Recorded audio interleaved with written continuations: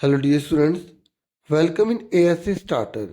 Dear student, आप जैसे कि आप जानते हैं कि आपका एसएसटी का एग्ज़ाम है, तो ये लास्ट ईयर का ना एसएसटी का क्वेश्चन पेपर है और इसे मैं समझाऊंगा, आपकी काफ़ी हेल्प होगी। मैं आपको और भी इम्पोर्टेंट वीडियोस प्रोवाइड करूंगा एसएसटी की। देखो, आप ना या तो प्लेलिस्ट चेक कर ला करो, समझे मेरी बात, या आप जो है ना चैनल के अंदर जाकर सारी वीडियो देख ला करो कि कौन कौन सी मैंने डाली है। अब मैं ना लगातार जो है 4-5 वीडियोस आपको दूंगा एसएसटी की, जो आपकी काफ़ी हेल्प करेगी। लेकिन आपको ना थोड़ा पेशेंस रखना पड़ेगा। जो जो वीडियो मैं अपलोड कर रहा हूँ ना, आप उसे देखिएगा। और देखो, आप 6 क्लास के बच्चे हो, आप ना कमेंट नहीं कर पाओगे क्योंकि कुछ यूट्यूब के रूल्स होते हैं। तो आप किसी और वीडियो से जो है ना जो भी है आपकी दिक्कत, आप उसे कमेंट कर दीजिए करिए, ठीक है।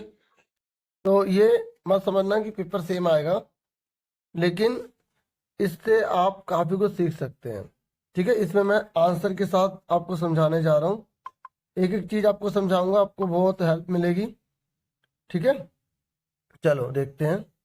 तो पहला क्वेश्चन है कि जब हम किसी के बारे में पहले से कोई राय बना लेते हैं तो उससे हम अपने दिमाग में बिठा लेते हैं, उसे क्या कहते हैं। देखा, जब हम किसी के बारे में पहले से कोई राय बना लेते हैं, पहले ऐसे आपने किसी के बारे में राय बना ली कि ये तो लोग ऐसे ही होते हैं, ठीक है। जैसे आपने कोई राय बना ली कि इस जाति के लोग कंजूसी होते हैं, तो इसे क्या बोलते हैं जब हम किसी के बारे में पहले से राय बना लेते हैं। जब हम किसी के बारे में पहले से राय बना लेते हैं उसे बोलते हैं प्रेजुडाइज, क्या बोलते हैं, पूर्वाग्रह, ठीक है। वैन वी जज अदर पीपल नेगेटिवली और सी देम इंफीरियर, और उनको घटिया मानते हैं। एक बात तो सुन लो, घटिया भी मानते हैं उनको, ठीक है, ज्यादातर। तो इसे क्या बोलेंगे, पैराडाइज। और एक और क्वेश्चन आता है कि जैसे हम किसी के बारे में ना एक इमेज बना लेते हैं, इमेज, तो स्टीरियोटाइप होता है, ठीक है। अब सुनो, एक पंचायत क्षेत्र में रहने वाले सभी वयस्क की सभा को क्या कहा जाता है, बताओ।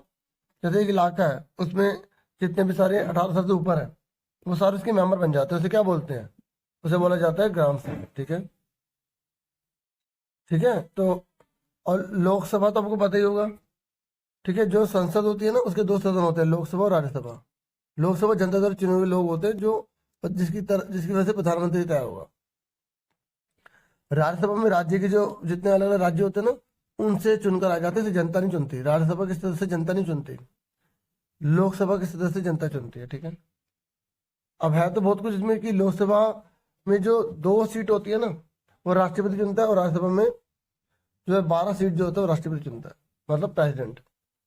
आप बता सकते हो कि ग्राम पंचायत जो है कितने साल के लिए चुनी जाती है। वेरी गुड, 5 साल के लिए, शाबाश। ये कह रहा है कि नगर निगम के चुने हुए सदस्यों को क्या कहते हैं, बताओ। ये जो आपके इलाके में, आप अगर शहर में रहते हो तो वहाँ नगर निगम, नगर वगैरह होते हैं, तो वहाँ पे जो म्यूनसिपल कॉरपोरेशन के जो म्यूनसिपल कॉरपोरेशन के जो चुनाव होते हैं, तो उनको क्या बोला जाता है, ward councillor, secretary, administrative staff या कमिश्नर। तो उसको बोला जाता है वार्ड काउंसिलर। क्या बोला जाता है, पार्षद बोला जाता है। क्या बोला जाता है, पार्षद। फिर नेक्स्ट है कि कुछ खगोलीय पिंडों में अपना प्रकाश ऊष्मा नहीं होती, मतलब कुछ ऐसे पिंड होते हैं जिनकी खुद की लाइट नहीं होती, वह तारों के प्रकाश से प्रकाशित होते हैं, मतलब दूसरों की लाइट लेते हैं। तो जो दूसरों की लाइट लेते हैं उन्हें क्या बोला जाता है, प्लैनेट बोला जाता है, कॉन्स्टलेशन बोला जाता है, एस्ट्रॉइड्स बोला जाता है, पोल स्टार बोला जाता है, मतलब ग्रह बोला जाता है, नक्षत्र मंडल बोला जाता है, क्षुद्र ग्रह या ध्रुव तारा क्या बोला जाता है। हम सबको पता है कि जिनकी खुद की लाइट नहीं होती उन्हें क्या बोला जाता है, ग्रह। हाँ है ना, प्लैनेट, प्लैनेट की खुद की लाइट नहीं होती ना, ठीक है। तो इसका आंसर क्या आ गया है। ओके, फिर नेक्स्ट है कि डैश को पृथ्वी का जुड़वा ग्रह माना जाता है, बताओ। पृथ्वी का जुड़वा ग्रह किसे बोला जाता है, अर्थ ट्विन किसे बोला जाता है, अर्थ का ट्विन किसे बोला जाता है, शुक्र को ना वीनस को बोला जाता है, ठीक है। एक है जैन धर्म के अंतिम तीर्थकर कौन थे, पता, जैन धर्म थे ना, जैन धर्म है ना, जैन धर्म है, तो उसके अंतिम तीर्थकर कौन थे, महावीर जी थे। कौन थे, महावीर, ठीक है। आसान था पेपर तो। मौर्य साम्राज्य का कौन सा शहर उत्तरी भारत से दक्षिण भारत जाने वाले रास्ते में पड़ता था, बताओ। जब उत्तर से दक्षिण में जाते थे तो कौन सा जो नगर है, ये शहर है, वो रास्ते में पड़ता था, पाटलिपुत्र, तक्षशिला, कलिंग या उज्जैन। वो पड़ता था उज्जैन, ठीक है, उज्जैन पड़ता था रास्ते में। ये कह रहा विच सिटी ऑफ मौर्य, ये तो मैंने बता दिया, उज्जैन हो गया।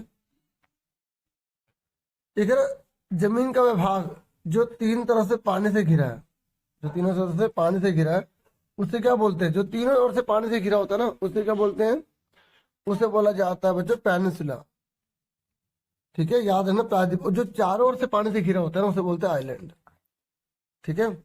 और डैश भारत को श्रीलंका से अलग करता है, बताओ श्रीलंका और भारत को अलग करने वाली लाइन कौन सी है?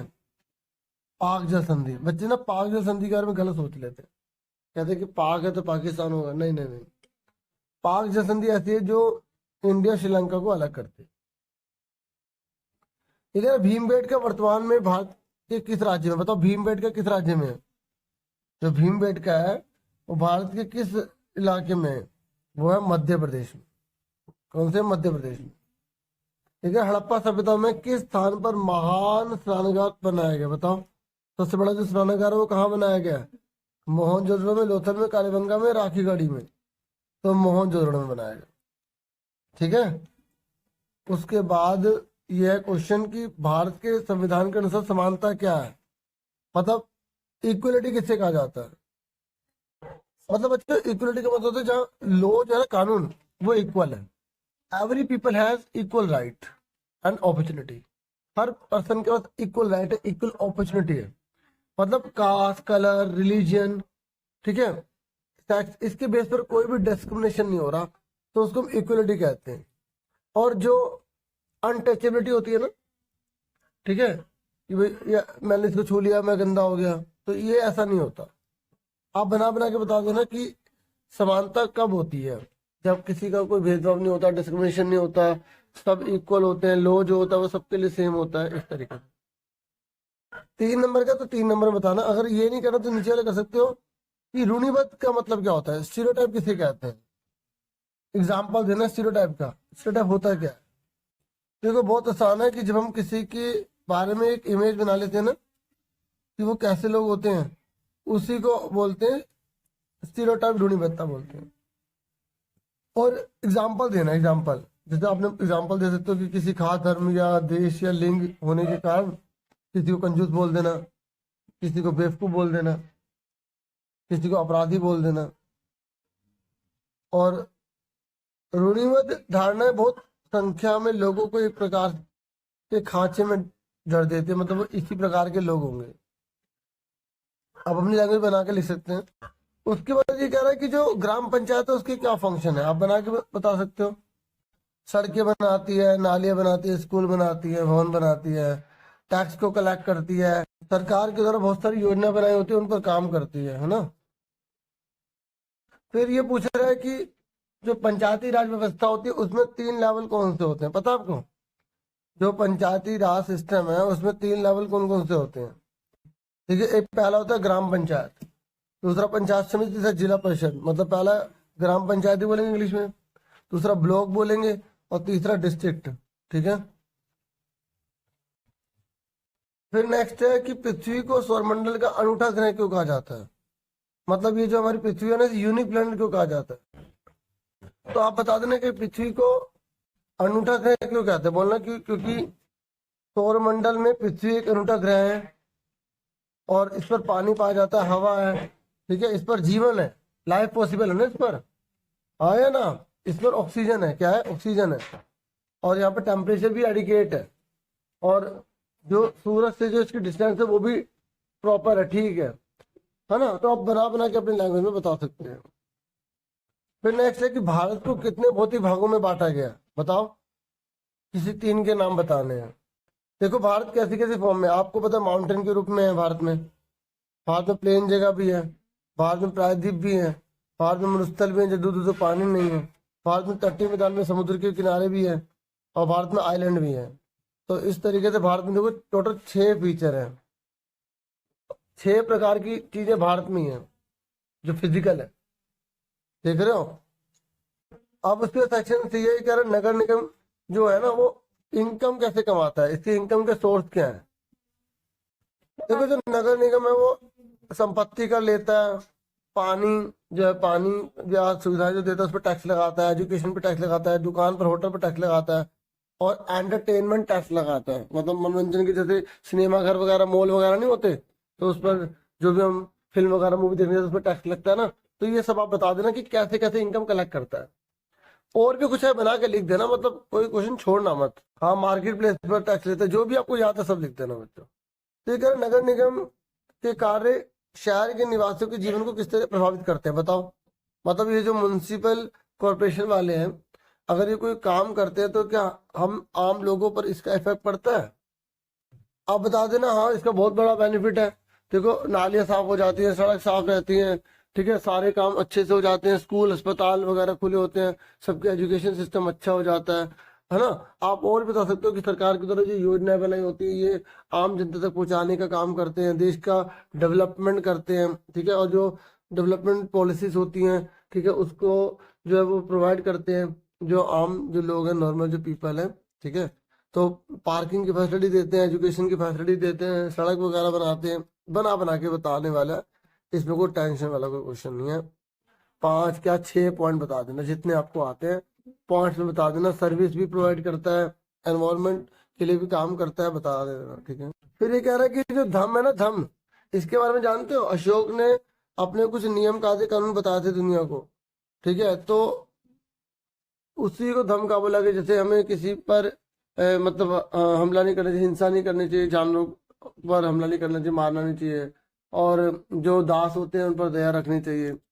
तो धर्म के प्रचार करने के लिए अशोक ने किन किन साधनों का प्रयोग किया? देखो, उसने जो महामत है उनकी नियुक्ति करी थी, ठीक है। उसने खंबे खुदवाए थे, खंबे बनाए थे पत्थर के, और पता नहीं कहीं के धातु के बनाए थे, उस पर खुदवा दिए थे कि क्या क्या विचार होने चाहिए। उसने पूजा और कर्मकांड की आवश्यकता नहीं है, ये बोला उसने, ठीक है। देवता की पूजा, किसी कर्मकांड की कोई जरूरत नहीं है, ठीक है। राजा के संदेश को लोगों को पढ़कर सुनाए, जो खुद नहीं पढ़ सकते, राजा ने ऐसे अधिकारी रख दिए, उसने अधिकारी कर दिए कि भाई पढ़ पढ़ के सुनाए। और श्रीलंका, सीरिया, मिस्र, ग्रीस, ये सारे के सारे ये जो विचार थे ना इसके, ये पूरे देशों तक फैल गए। किस किस देश ने अपनाया इसको? श्रीलंका ने, सीरिया ने, मिस्र ने, ग्रीस ने। बना के लिख दोगे ना आप? देखो, उसके बाद में ये पैसेज है, तो पैसेज आप आराम से पढ़ना। और फिर ये बोल रहा है कि 13 साल की अफसाना किस दीवार को फांद गई, ठीक है। और 5 लड़कियां किन समस्याओं को पीछे छोड़कर बास्केट कोर्ट पर पहुंची, ठीक है। तो और फिर नागपाड़ा बास्केट बॉल एसोसिएशन अन्य क्लबों को क्यों हैरान करने लगी? जो क्वेश्चन है इसको देखकर आपको बताना है। देखो, लड़की के सामने आने वाली समाज की बाधा की दीवार थी, क्योंकि समाज उसे आगे नहीं बढ़ने दे रहा था, और रोजमर्रा की समस्याओं को और खेल की प्रतिभा थे। तो मतलब ये आंसर थे इसके, ठीक है। देखो, ध्यान से पैसे पढ़ना, ये मत सोचना कि जो जो सीधा लिखा वैसे ही होगा। आपको थोड़ा अपने दिमाग से सोचना पड़ेगा वो कहना क्या चाहते हैं उसमें, ठीक है। ऐसे नोवा क्वेश्चन है, ये भी पैसेज है, पैसेज नहीं पढ़ रहा। 10वां क्वेश्चन है, वो भी पैसेज है। आप आराम से अच्छा स्कोर कर लोगे अगर पैसेज अच्छे से कर लोगे ना, ठीक है। और जो 11वां क्वेश्चन है, देखो 10वां क्वेश्चन भी पैसेज है, 11वां क्वेश्चन भी पैसेज है। देख रहे हो, इतनी सारी पैसेज आई हैं, कितना अच्छा आप कर लोगे। देखो, वीडियो में पैसेज पढ़ के ना अपने आप फिर ये आंसर मैच कर लो कि आपको कितने सही निकलते हैं, ठीक है। चलो अब आगे देखो, ठीक है। फिर ना मैप वाला काम था, मैप। तो मैप का तो पेज फट जाता है, तो आपको छांटना था कि ये मुंबई कहाँ पर है, पंजाब कहाँ पर है, महाराष्ट्र कहाँ है। तो आपको भरना था, आपको भारत का मैप पता होना चाहिए कि कौन सा राज्य कहाँ पर है, ठीक है। तो बस यही था इस वीडियो में। Thank you for watching and listening carefully. Take care साल डियर स्टूडेंट्स, और अच्छे से चैप्टर रिवाइज कर लो, ठीक है। आप सबको मेरी तरफ से ऑल द बेस्ट।